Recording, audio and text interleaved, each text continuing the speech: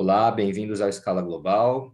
Eu sou Flávio Lira e estou aqui com a Cristiane e hoje a gente vai falar um pouquinho sobre a Argentina, ligando com o vídeo informativo que a gente teve essa semana sobre o atentado, ou a tentativa de assassinato sofrida pela Cristina Kirchner.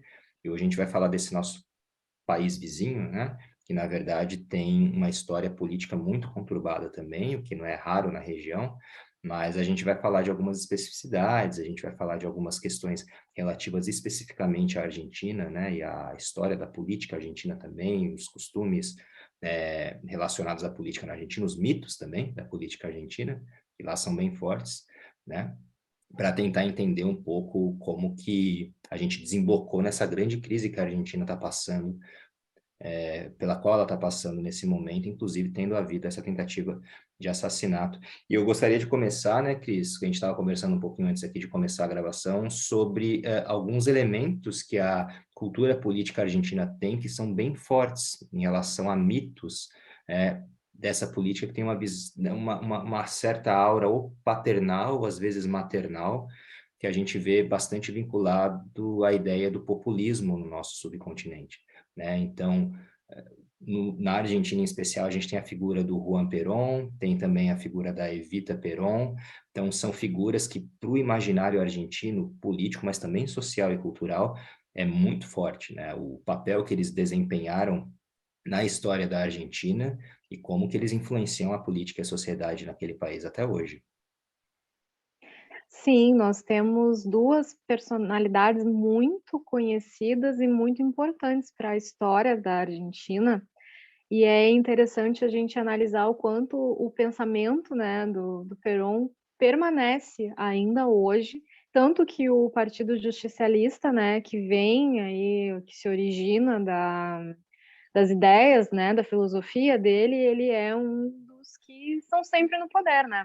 Eles ganham as eleições com bastante frequência na Argentina, assim, períodos bem extensos de governo do Partido Justicialista e eles, né, seguem firmes e sempre, com bastante influência, com muito poder dentro do país.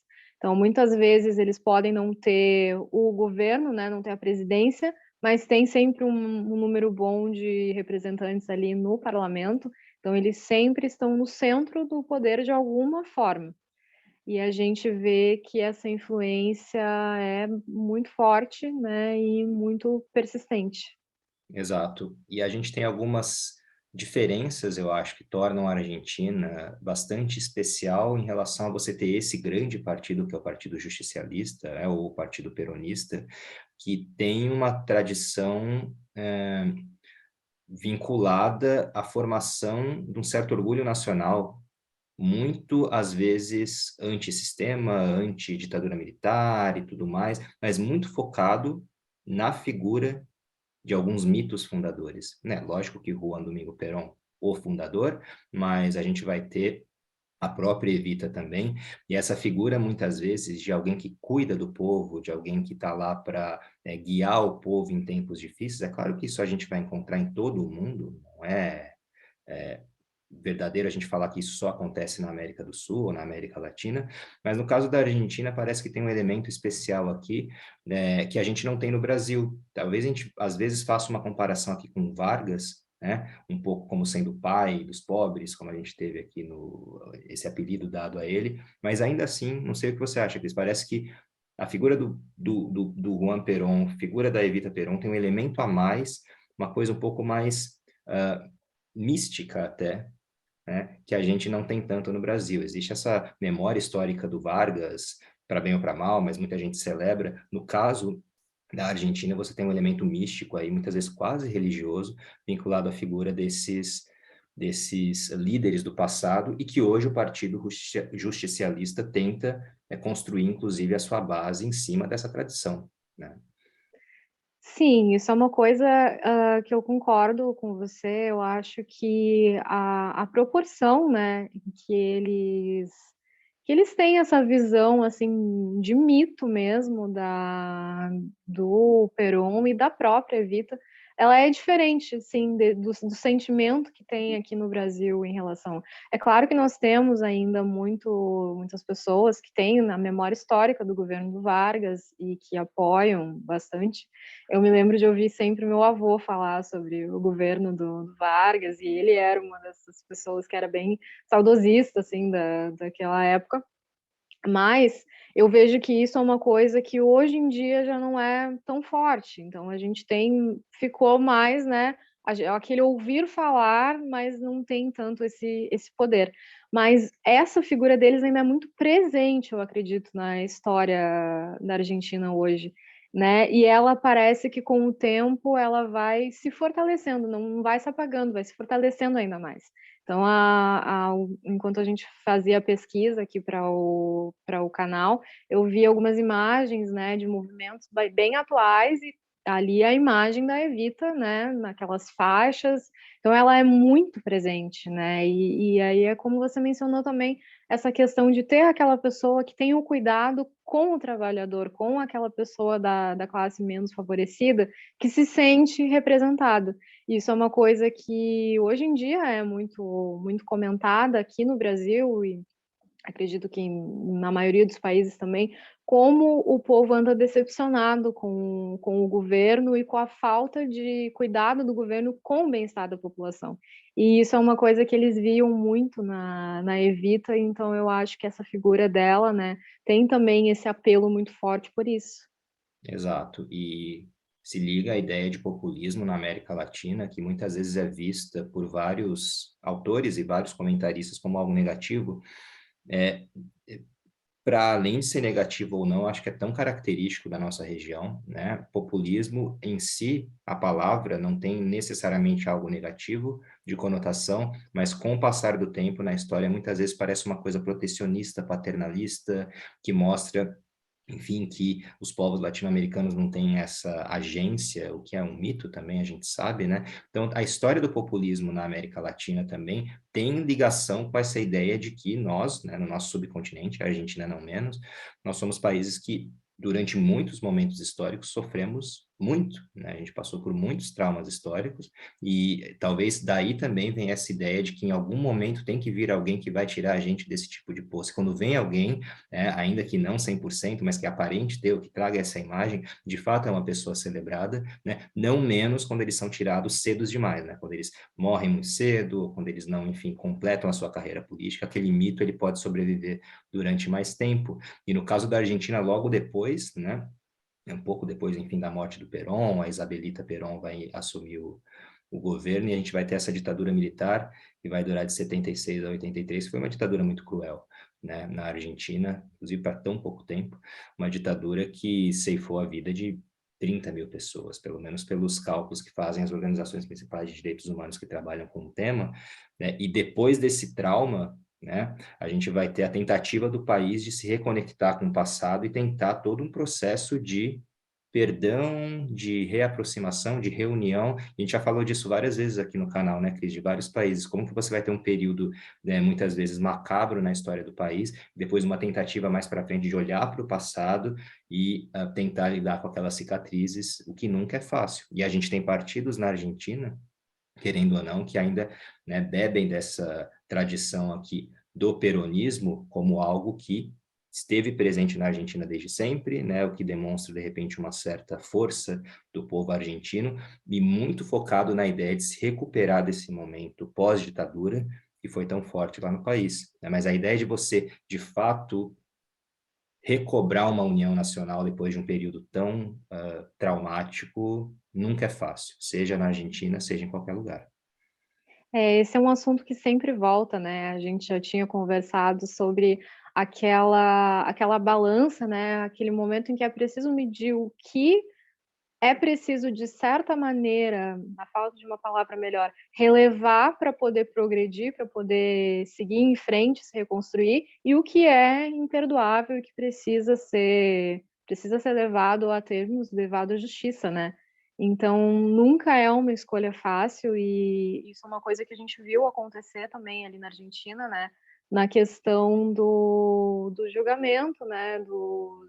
os militares que cometeram crimes durante o período da ditadura, né, e o que fazer em relação a isso. Então a gente viu que foi bastante delicado, né, e é ainda um tema bastante delicado, e é um período histórico que, de certa forma, o Brasil compartilha também, né, com a Argentina, considerando que nós também tivemos um período ditatorial por aqui. Então, a história da Argentina é, de certa forma, bem ligada, né, com a do Brasil em alguns elementos. Exato, e a gente não pode esquecer que essas ditaduras surgiram e se desenvolveram, pelo menos essas últimas, vinculadas a um modelo de guerra fria bipolar que trancou a gente em um determinado tipo de área de influência. Então, era um mundo repleto de ditaduras, e essas ditaduras, né, na verdade, trouxeram um grande atraso para o desenvolvimento da democracia nas nossas regiões, e quando vem, parece nos anos 80, anos 90, essa pegada de se desenvolver democraticamente, parece que essa falta de experiência não funciona para ajudar a gente parece que não sabe muito bem o que fazer, que aí vem enfim, como é que você faz isso com livre mercado, sem tanto livre mercado, você mantém a malha social, você perdoa aí as pessoas que, enfim, estiveram envolvidas, implicadas em violações de direitos humanos, para que a gente possa ir para frente, como você falou, ou não, como é que você lida com essa memória também histórica, dando justiça para as vítimas que foram as que ficaram, né? Outro ponto mencionado aí por você também, antes da gente começar a gravação desse Escala Global discute, é a questão dos próprios bebês que foram retirados das mães, ou mães que tinham que completar a gravidez enquanto estavam presas e depois eram eliminadas, mas os bebês eram criados por aliados do regime, quer dizer, tanto trauma um atrás do outro, né, que é um país que realmente tem todo esse combustível para quando acontece uma crise política, como a gente está vendo agora, a gente já teme que essa crise não vai ser resolvida tão facilmente. A gente tem um episódio quase de violência, como a gente, por sorte, não houve, né, o fato consumado, a tentativa aí de assassinato da vice-presidente Cristina Kirchner, quer dizer, isso traz memórias, né, bastante duras em relação a como que a política no nosso subcontinente muitas vezes pode ser resolvida na bala, né, e isso é algo que, querendo ou não, muita gente não quer reviver. Sim, nós temos, né, essa situação traumática aí que o país viveu e que vive até hoje, de certa forma, né, porque nós temos ainda agora aquelas mães, agora já avós, né, que nunca conseguiram encontrar os seus filhos, agora os seus netos, então é sem a menor sombra de dúvida uma mancha aí na história, né, do país. E nós temos também, puxando mais uma vez as similaridades, a questão que a Argentina enfrentou ali na década de 80, assim como o Brasil, a inflação, né? Aquela inflação galopante que causou enormes problemas. Só que ao contrário do Brasil, que apesar dos pesares conseguiu, né, sair um pouco dessa, dessas dificuldades, né, que aquela situação trouxe. A gente veio com um plano real, conseguiu dar uma estabilizada, altos e baixos, né? Mas estamos aí. Só que a Argentina vai entrando em uma crise financeira atrás da outra. E isso é sempre um elemento que pode trazer falta de estabilidade, né? E isso é uma coisa que a gente sempre comenta aqui também. No momento em que entra a crise econômica e as pessoas começam a sentir, aí a gente precisa ter muito cuidado com o que vai ser feito politicamente, né? Porque alguém que possa aparentemente trazer uma solução para esse problema pode vir a ser a pessoa que vai, né, tomar o poder, e aí a gente não sabe que agendas que essa pessoa vai seguir, né? Então, se houvesse de fato o atentado, talvez as coisas tivessem tomado um rumo bem preocupante, né, ali na Argentina. Felizmente não houve, mas agora, né, vai ter desdobramentos políticos também a partir disso, né, mesmo que o atentado não tenha sido bem sucedido, Uhum. se é que dá para se dizer assim, né?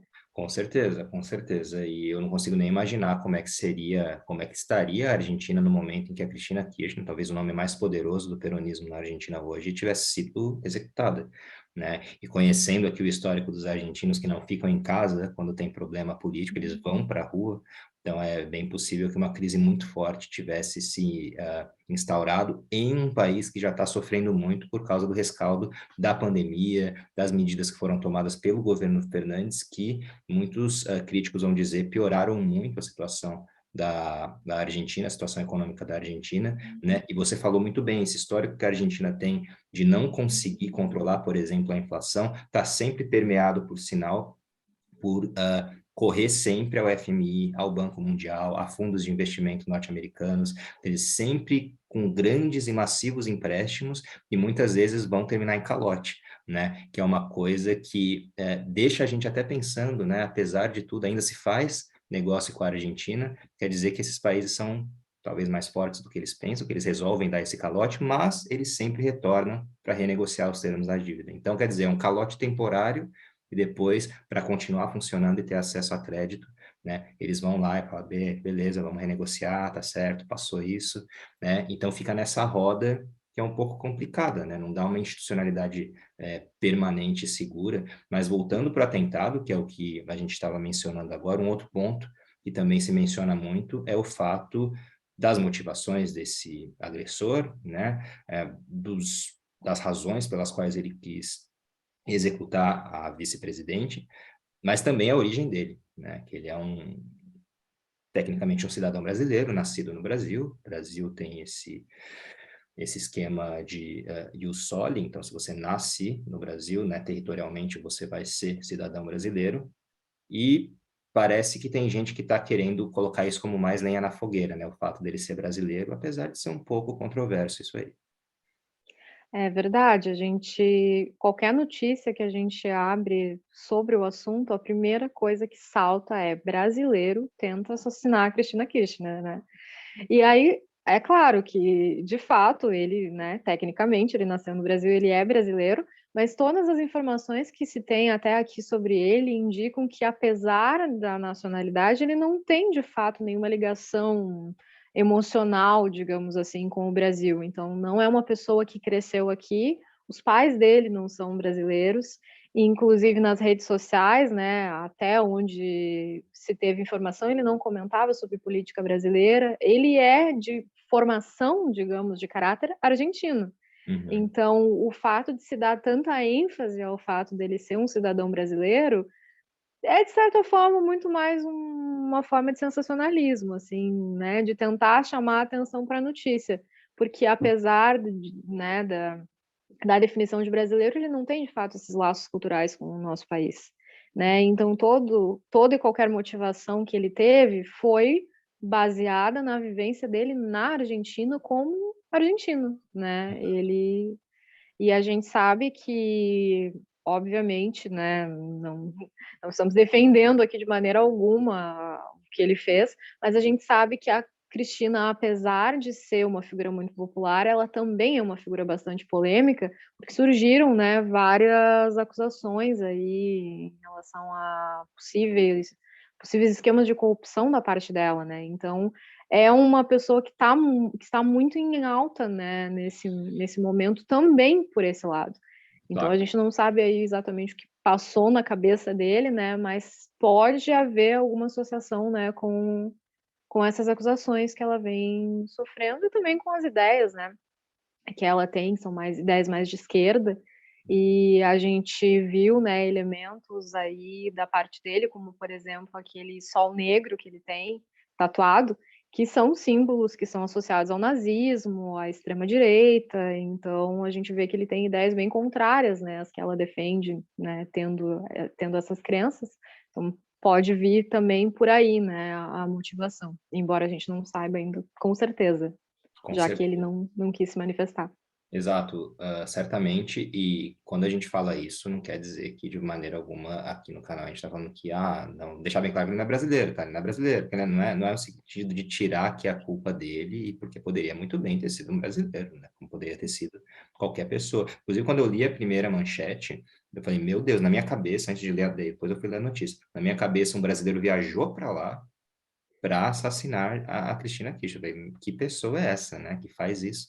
É, mas, de fato, isso é uma discussão muito grande que a gente tem em relações internacionais sobre nacionalidade, né? Então, é muito engraçado se você nasce, por exemplo, um dia no Brasil e com um dia de idade você vai para outro país, você ainda é brasileiro, mas o que que isso significa em relação, de fato, ao seu sentimento nacional? Mas isso são outros 500. Mas o fato aqui, em especial, da Cristina Kirchner ter esse histórico já polêmico, né, e não é de hoje. Ela também muitas vezes é acusada de ter beneficiado muito mais durante seu governo as províncias da qual ela vinha, né, a província da qual ela vinha no sul da Argentina, em relação a doações do governo federal, do governo, enfim, nacional da Argentina e tudo mais, que beneficiou muito as elites políticas locais, muitos diriam. É uma figura controversa, é claro, como são todas as figuras, talvez, de tradição peronista, né? Se a gente olhar de forma crítica também.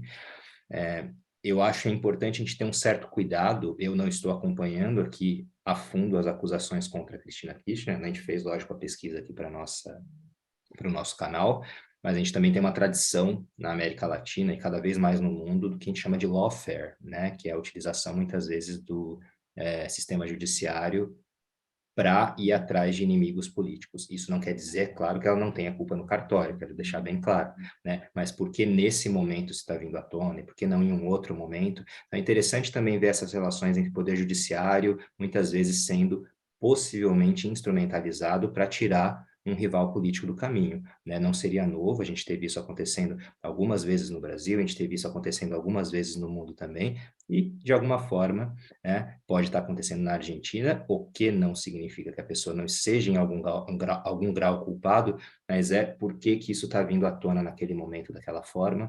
Então, isso só demonstra que existe uma crise institucional muito grande na Argentina, na própria presidência, né? O Fernandes e a Cristina Kirchner brigando aí. Quem quiser, clica aqui no link para o vídeo informativo, vocês vão entender melhor como é que tá as razões, na verdade, dessa disputa.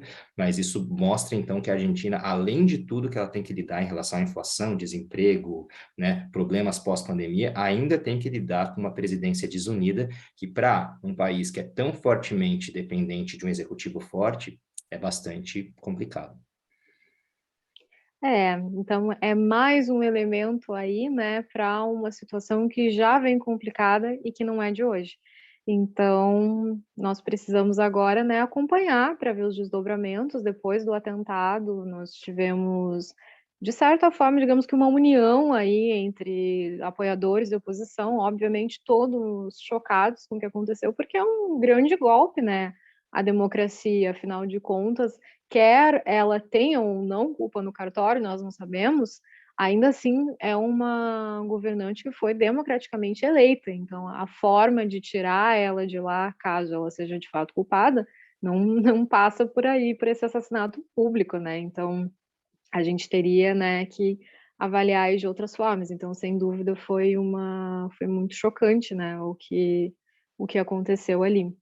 E a gente tem, também a questão, né, do quanto é impressionante de ver, né, esses atentados públicos que vêm acontecendo. Há pouquinhas semanas nós fizemos um vídeo aqui no Escala Global sobre o ex-primeiro-ministro japonês, o Shinzo Abe, que foi assassinado em público também, no meio de uma multidão. E agora, né, a gente tem essa outra tentativa aí em questão de menos de 2 meses, né, acho que 1 mês talvez, pouco. Então a gente vê, né, que parece que as coisas andam meio tensas, né, na comunidade internacional uma maneira geral, né, apesar de terem sido atos isolados aparentemente nos 2 casos, ainda assim é de se pensar, né, o que está acontecendo. Não que atentados sejam uma coisa nova, não é o caso, né. Cito, por exemplo, o Kennedy, né, que aconteceu esse assassinato também ali, né, em plena luz do dia, no meio do público, mas é de se pensar, assim, né, o quanto as pessoas andam, insatisfeitas, né, chateadas mesmo com os governos, com as crises e tudo mais. Sim. E alienadas, né? Alienadas também no sentido de se imiscuírem, fazerem parte da política. O Rousseau já falava, democracia nenhuma funciona se não houver uma participação ativa da sociedade. E a gente não costuma viver as nossas democracias de maneira ativa, né? A gente, de fato, não se engaja, a gente não cobra, a gente não vai em sessões da Câmara de Vereadores da nossa cidade, a gente não, muito menos a Câmara de Deputados estaduais, federais, muito menos. Quer dizer, a gente não tem muito essa noção do funcionamento, ou boa parte da população não tem, que causa esse distanciamento, uma falta de compreensão. E é claro, em algum momento, quando as coisas não estão indo bem, você vai tentar fazer ou chegar numa explicação mais simplificada que muitas vezes vai dar vazão a uma violência, né? No caso da Cristina Kirchner, a gente também falou bastante aqui da Colômbia nas semanas anteriores, né, Cris? E na Colômbia você tem todo um histórico de perseguição e assassinatos a candidatos presidenciais também.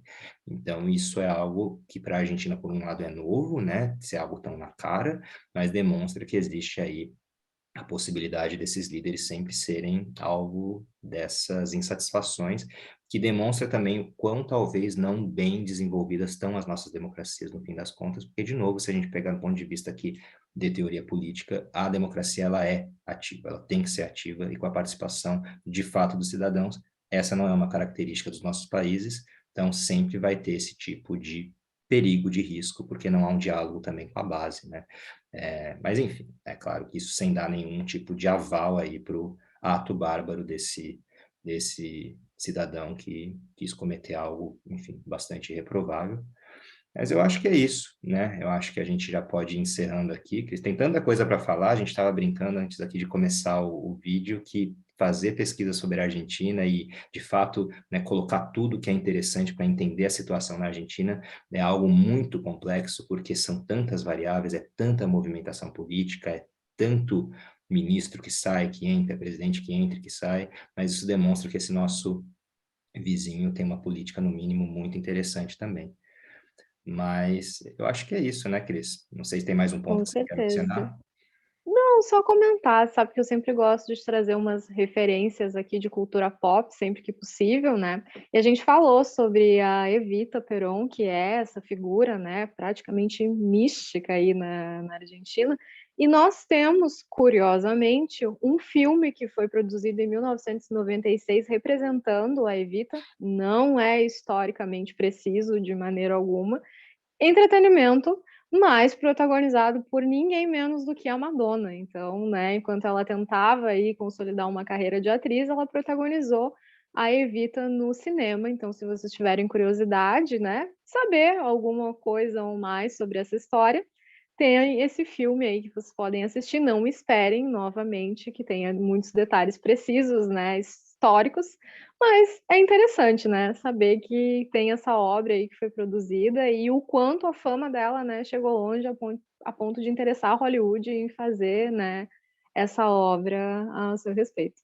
Exatamente. A gente vai deixar aqui embaixo o link para um clipe que ficou muito famoso da Madonna, né? Não Chore por Mim, Argentina, ou Don't Cry for Me, Argentina também. Argentina. E eu lembro que na época que a Madonna foi escolhida para fazer esse papel, houve muitos protestos na Argentina, porque a Madonna, enfim, bastante controvérsia em relação à sexualidade e tudo mais, né? Uma pessoa bem liberada sexualmente, com poucas amarras, e a figura da Evita Peron é quase de uma santa na Argentina. E também a questão da religiosidade, a Madonna sempre trabalhou muito com isso, né? E né, a questão da religiosidade também é muito importante para eles, então, sem a menor dúvida, não é a pessoa que a gente imaginaria, né, para fazer um paralelo aí com o perfil da Evita, né? Então, faz Exato. sentido que houve essa controvérsia, né?